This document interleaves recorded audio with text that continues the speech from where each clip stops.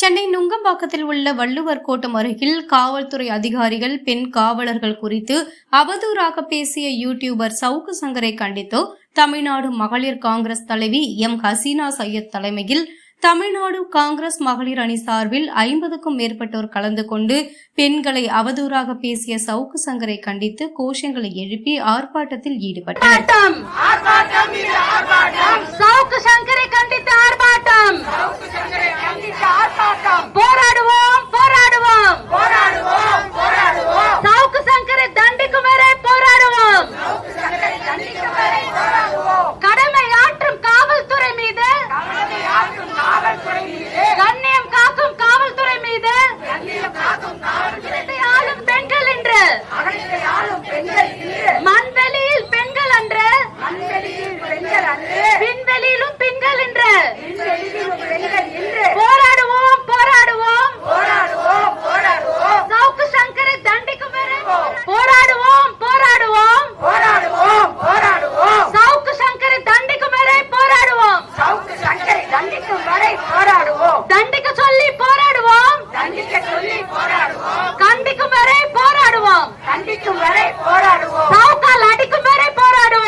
பிறகு செய்தியாளர்களிடம் சந்தித்து பேசிய தமிழ்நாடு மகளிர் காங்கிரஸ் தலைவி எம் ஹசீனா சையத், பத்திரிகைக்கு என்று ஒரு மரபு உள்ளது.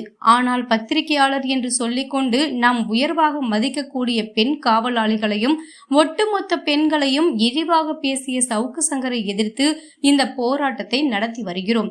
இவர் பேசியது நாட்டில் இருக்கும் அனைத்து உயர் பெண் காவல் அதிகாரிகள் அனைவரும் உயர் அதிகாரிகளிடம் ஒத்துழைத்துத்தான் உயர் பதவிக்கு வந்தார்களா?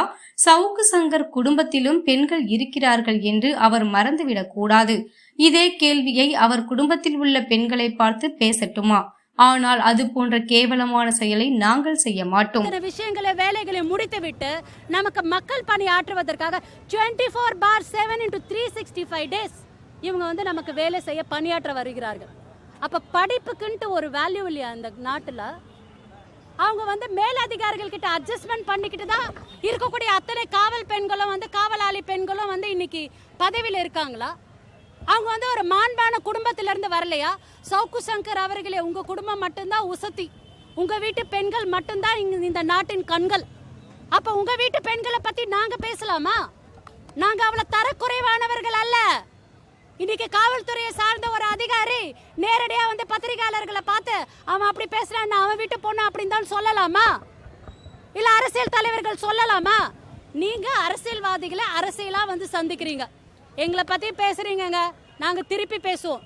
ஆனா இந்த காவலாளிகள் எனக்கு ரொம்பவே ஆச்சரியமாகவும் கவலையாகவும் இருக்கிறது. நீங்க லீகல் கோர்ஸ் ஆஃப் லாக்காகவும் இந்த நாட்டின் சட்ட திட்டத்தை பாதுகாக்கவும் போராடக்கூடியவர்கள். உங்ககிட்ட பல பெண்கள் கம்ப்ளைண்ட் கொடுக்குறாங்க. Rape issue, eve teasing issue, domestic violence issue இப்படின்னு சொல்லிட்டு பல பெண்கள் உங்ககிட்ட கம்ப்ளைண்ட் கொடுக்குறாங்க. நீங்களாம் என்ன பண்ணிட்டு இருக்கீங்க? ஒரு மாவட்டத்திலிருந்து ஒரு பெண் அதிகாரி சவுக்கு சங்கர் மேல கம்ப்ளைண்ட் கொடுக்க ஏன் முன் வரவில்லை?